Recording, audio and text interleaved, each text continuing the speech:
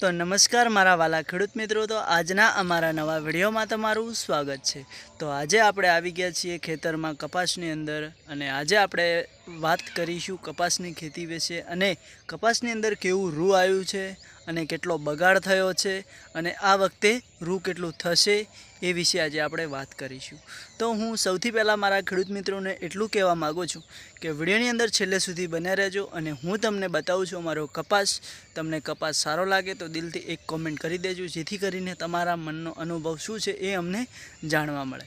તો મારા વાલા ખેડૂત મિત્રો, જુઓ આ છે કપાસ, અને કપાસની અંદર રૂ પણ ખૂબ જ આવ્યું છે, અને આ વખતે કપાસ થોડો વધારે વધી ગયો હતો અને વધારે વિકાસ કર્યો હતો, અને પાછળના ભાગમાં પછી વધારે વરસાદ પણ આવી ગયો છે, અને એની વરસાદની સાથે સાથે વાયરો પણ ખૂબ જ આવ્યો હતો, અને એના કારણથી કપાસ અમારી જે કપાસની ખેતી હતી એ બધી કપાસના જે છોડો છે તે નમી ગયા છે। તમને જોવા મળતા હશે કે આપણો કપાસ જે છે એ ઊંધો પડી ગયો છે। જુઓ આ બાજુનો નજારો પણ તમે જોઈ શકો છો તમારી આંખોની સામે। તો હવે કે જે પહેલાંથી જે અસલ મજબૂત અને સારી કેરીઓ બેઠી હતી, જે વિકાસ થયો હતો મોટી મોટી કેરીઓનો, એ કેરીઓ વધારે વરસાદ અને વધારે વાયરાના કારણથી કપાસના જે છોડ નમી ગયા છે એના કારણથી એ કેરીઓ જે હતી એકદમ ખરાબ થઈ છે અને બગડી ગઈ છે। એ પણ હું તમને બતાવું છું। તો જો મારા વાલા ખેડૂત મિત્રો કે આવી રીતે થઈ ગયું છે, આ જે તમને અત્યારે જોવા મળી રહી છે એવી આવી રીતે એની જે કેરી આવે છે, જે રૂ થાય છે તે આવું બગડી ગયું છે। તો હવે ખેડૂતોને નુકસાન જ કહેવાય ને મારા વાલા ખેડૂતો।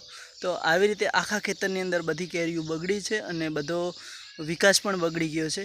તો હવે આપણે શું કરવાનું છે કે આવું પણ રૂ ખેતરમાં ફરી ફરીને વેણી લેવાનું છે, કારણ કે આ પણ આપણે વેણવું તો પડશે જ, કારણ આપણે ખેતી કરી છે તો આપણે કોઈ ખેતી તો બગાડાય નહીં।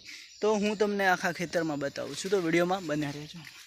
તો મારા વાલા આપણે આગળ આવ્યા, જુઓ આ કપાસની ઓલ છે, આપણે સાહડો છે, નમી ગયો છે। જો આ એના નીચેનો ભાગ જે છે તે ખરાબ પણ રૂ થયું છે। આ બાજુ જુઓ આ કાળી કાળી કેરીઓ થઈ છે। તો આવી રીતે મારા જેવા ઘણા બધા એવા ખેડૂતો હોય છે કે જેમની ખેતી ખરાબ થતી હોય છે ને બગડતી હોય છે, પણ તો પણ પોતાનું દર્દ દિલમાં છુપાવીને રાખે છે। જુઓ આ બાજુ ખૂબ જ કપાસ છે, કપાસનો નજારો પણ ખૂબ સારો છે, પણ શું કરવાનું, વરસાદ અને વાયરાના કારણથી બધી જ મહેનત પાણીમાં મળી ગઈ છે, અને આખી કપાસની ખેતી જેટલી મહેનત મજૂરી કરી છે એ બધી બગડી ગઈ છે, અને અંદરથી કોઈ પણ કેરી સારી નથી રહી કે કોઈ પણ કપાસનો છોડ વ્યવસ્થિત નથી રહ્યો।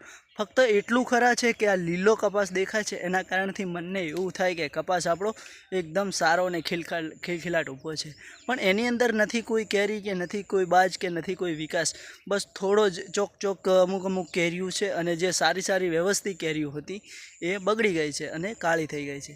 તો મારા ખેડૂત મિત્રો, વિડીયો ગમ્યો હોય તો વિડીયોને લાઈક કરજો અને શેર કરજો, જેથી કરીને થોડો ઘણો સપોર્ટ પણ મળે।